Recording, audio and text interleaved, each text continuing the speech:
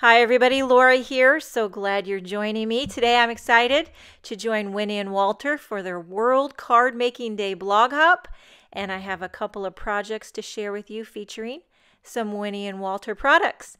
I'm going to be showcasing this awesome circular stencil. It's called Pattern of the Rings Creative Screenings.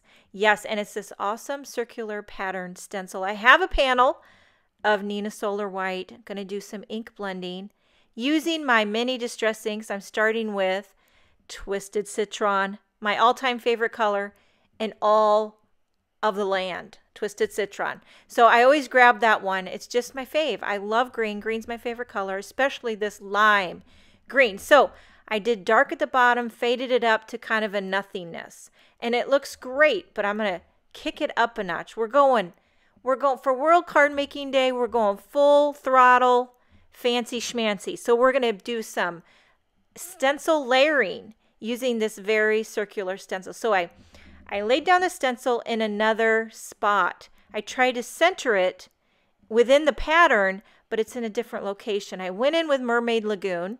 Again, darker on the bottom, faded it up, and then now we're going a third. As if 2 wasn't enough. 2 was gorgeous, but 3 is just going to knock your socks off. Again, moving the stencil to another location, trying to center it within the pattern, and I'm going in with Blueprint Sketch.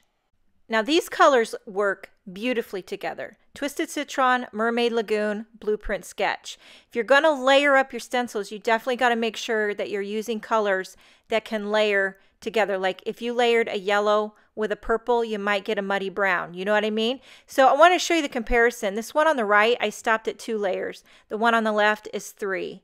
And that one right there blows my mind. I loved it so much, I had to try another one with a different color combination. So this time I'm starting with Mustard Seed.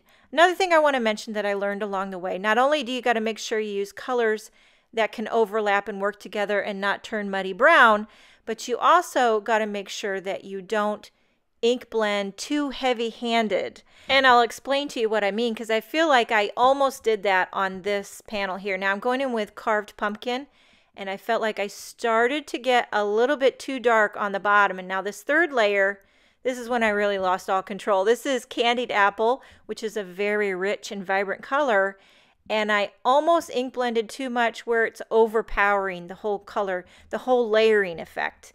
And you don't want it to overpower and be the dominant color. You want to see all 3 colors equally. You know what I'm saying? Like it wasn't enough that I was going to do it over, but I kind of wanted to do it over and just not go quite so dark on the Candied Apple. I feel like on the blue one, you can see the 3 different layers more clearly. Now I'm flicking on some water just with a small brush and some water, dipping it in my distress sprayer bottle. And all that's left to do is add our sentiment. I have these fun word dies from the Birthday Tiles Cutaways die set. One I'm using says hooray, and the other one says wish big. Really simple. I love the clean, modern look of the font. I'm just die cutting them into a strip of solid colored cardstock. I'm going to pop them up and call it finished. I refrained from adding any sequins. I refrained from adding any Nuvo drops because I was thinking these might be really good for masculine cards. So I decided to keep it ultra clean and simple and no glitz and no glam. I just wanted the pop of color. I love how the layered stenciling looks. It really steals the show.